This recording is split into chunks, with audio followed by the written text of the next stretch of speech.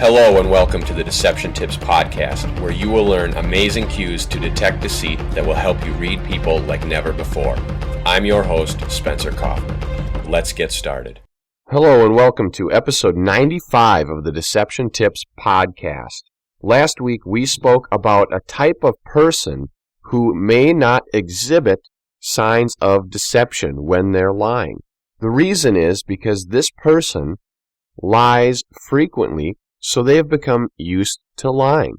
They know how to lie, and they aren't worried about lying. In essence, they don't feel guilt or shame or anything like that when they lie. They don't have a conscience that's telling them that lying is wrong.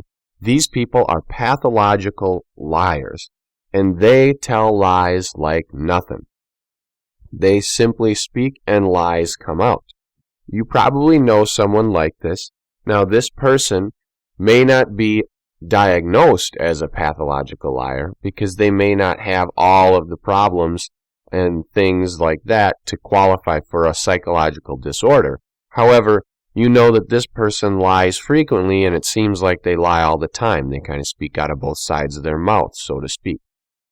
These people, because they're so comfortable with lying, they may not display the bodily signs of leakage or vocal signs of leakage that we've been studying over these episodes of the Deception Tips podcast. What they may do, though, is when they're telling the truth, they may exhibit some of these signs of discomfort or these leakage signs that show uncomfortableness, or they want to do a pacification gesture to kind of pacify the stress and tension, but not with telling a lie, with telling the truth. Because if they are normally comfortable telling lies, when they tell the truth, they become a little bit uncomfortable.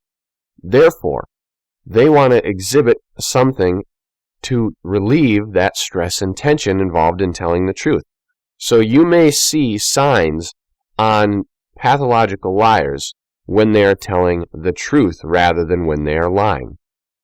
So in order to interpret which is which, you need to know what their baseline behavior is. You need to know how they behave normally. How are they in a regular situation? Then, if you see that there is a deviation from the baseline behavior, you will be able to tell what's going on. Now, are they telling the truth? Are they telling a lie? You'll have to determine that based on the situation and the circumstance. Today, we are going to talk about another tip for you. This is specifically for you as the person who is going to do the interrogating or the questioning. This is for those targets. It's not a sign on liars. This is a sign for you. It's something that you can do to help yourself become more able to read people and detect deception. Now, it's not even about reading people and detecting deception. This one is more about self-awareness and being aware of what's going on so that you do not mess up and so that you do not let yourself get taken advantage of by the person who is lying and trying to fool you.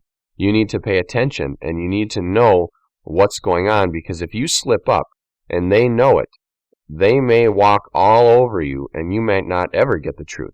So it's important for you to have a good strategy and to know what you're asking. You're going to have everything planned out and you're going to have everything in a controlled environment so that you can really get to the truth without any outside factors or anything else happening.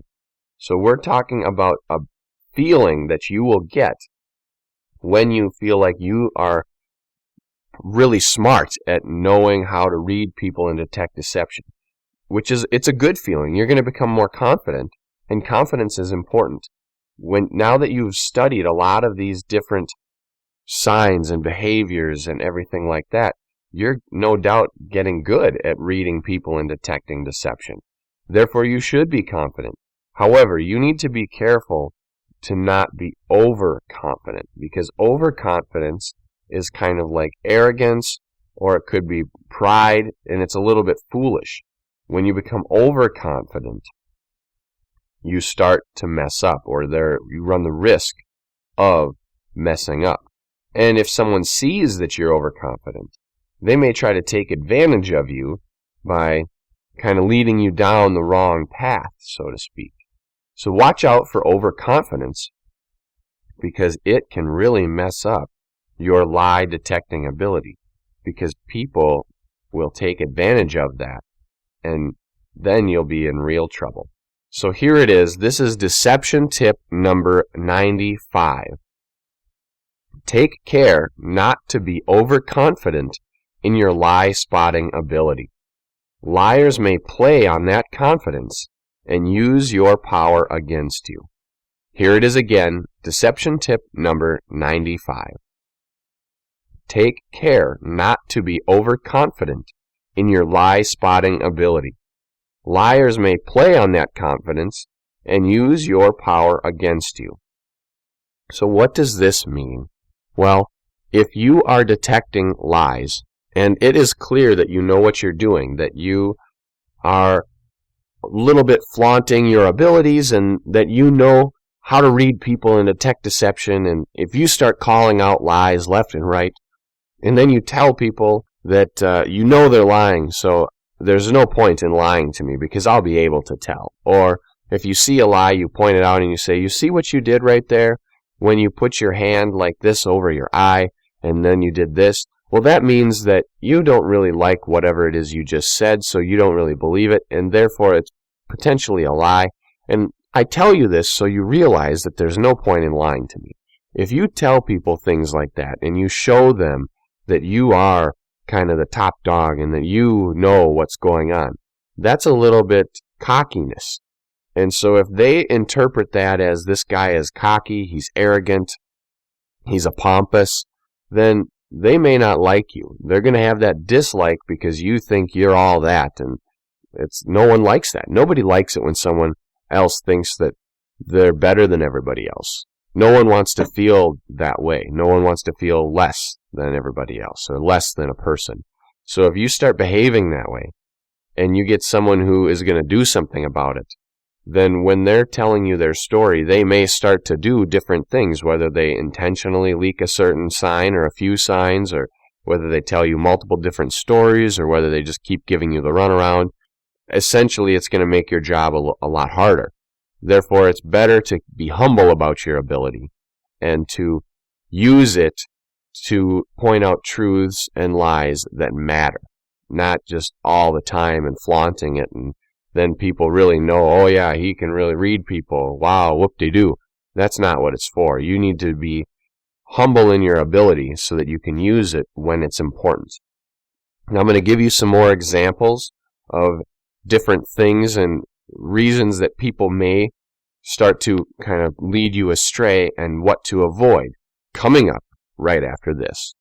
How would you like to stay sharp when it comes to reading people? Get the Deception Tips emails delivered to your inbox each week. Sign up today on SpencerKaufman.com. Welcome back to episode 95 of the Deception Tips podcast, where we are talking about being overconfident. Now, overconfidence isn't necessarily a bad thing. However, it's a bad thing when it leads to pride and arrogance and being cocky and feeling like you're better than everybody else because you know how to read people and they don't. So if you have those feelings and you display them around other people or you make them known, then they're not going to like you that much, because nobody likes being lesser than other people. They don't like to feel lesser than other people. And when you're directly telling them that, then they immediately feel lesser. So if they feel like that and they don't like you and you're trying to get the truth from them, they're probably not going to give it to you just out of spite. They might lead you on different paths or lead you astray or give you funny answers or send you down wild goose chases or rabbit holes. The bottom line on this is to be humble with your lie spotting ability. Use it to call out lies that are important or that make a difference. Use it to find the truth in cases that matter. Now, I'm not talking about only police business here. Cases that matter being finding stolen items or solving murders or something like that. No, I'm talking about in general, in any case-by-case basis. Use it when it's important. Don't use it on these little tiny low-stake lies that are you really feeling good today or not? Or are you really happy? Or did you really do this yesterday? These little things that don't really matter. If they don't matter, then they're not that important. Remember, we talked about that, asking yourself if lies really matter before you call them out. That was in Deception Tip episode number 88 on the importance of calling out lies and being sure that when you call out a lie, it's something that you want to call out. Because if you call out every little thing, you're just going to embarrass people and you're going to make yourself kind of look like a jerk. So you need to think about what you're doing. Not that I'm arguing that it's okay for people to lie. It's not. People should just be telling the truth all the time. But is it okay for you to point out everybody's flaws and errors all the time? Not really, because you lie too. You're not better than all of them. So if you do point out all their flaws and errors all the time, then they're going to see you as better than them, or you think that you're better than them, and they're not going to like you then either. Now, why do you care if people like you? Well, you really kind of don't. It doesn't matter that much. But when you are trying to get something from someone else, it helps a lot if they don't dislike you. Therefore, when you are using your abilities to spot lies, the less that the person you are interrogating or speaking with knows about your ability, the better. Because if they don't know that you have this ability to read body language and interpret vocal signs and watch for gestures and patterns and clusters of behavior, if they don't know that you have that ability, then they won't be trying to hide any of those behaviors or abilities or leakage or body language signs or anything like that. They won't hide any of that stuff intentionally if they don't know that you can see it. However, if they know, okay, wait a minute, I'm going to go talk to so-and-so and they're really good at reading people and detecting lies, that means I got to be careful. I got to put my body on lockdown and make sure that I'm not going to give up any hidden signs or leakage or anything. And they're going to think about the different things that they know, and they may intentionally do some false signs, and they may intentionally hold some back. Now, not everybody knows all of the body language signs in this podcast. They maybe know 4 or 5, if that, or maybe they've seen some TV and they think they know several, but they don't know what they mean. Therefore, you don't have to worry about anybody else knowing all this stuff, because it's a very, very small amount of the population that can actually read people and detect deception at an above chance level. So that's 50-50, which means that most people are out there simply guessing. You're not guessing anymore. You've studied this. You've listened to 95 episodes now, and you know more than the average person. However, the average person currently doesn't know that you know more. Therefore, when you are speaking with them and are detecting their lies, they don't have anything to fear, because they figure that, hey, I can't read lies. I'm an average person, and it's a 50-50 chance because no one else can really read lies either. So I'll lie to this guy and he won't be able to read me, or this girl and she won't be able to read me. However, that's where they're wrong, because you have studied this and you know that it's important to read people and detect deception so that you're not going to be hurt by lies. And to their surprise, you'll catch them in their lies and you're not going to be hurt. However, if you're out there before every conversation and in every conversation telling people, oh yeah, I study body language and deception, and man, I'm the best and I know how to read people, so don't ever try to lie to me, and if you do lie, I'm going to catch you, and blah, blah, blah, well, then you're going to get people that want to challenge that. You're going to get people that even just for fun say, hey, I'm going to tell you a couple things and you tell me which one's a lie. Well, if you're put on the spot like that all the time, things never work out as they should. So the bottom line again, be humble with your lie detecting ability. I want to thank you for listening to this week's episode of the Deception Tips podcast. I hope that you'll share it with your friends. Subscribe to the feed. Take a look at the Deception Tips videos, the blog, and check out the books I have available. And as always, tune in next week for a new Deception Tip.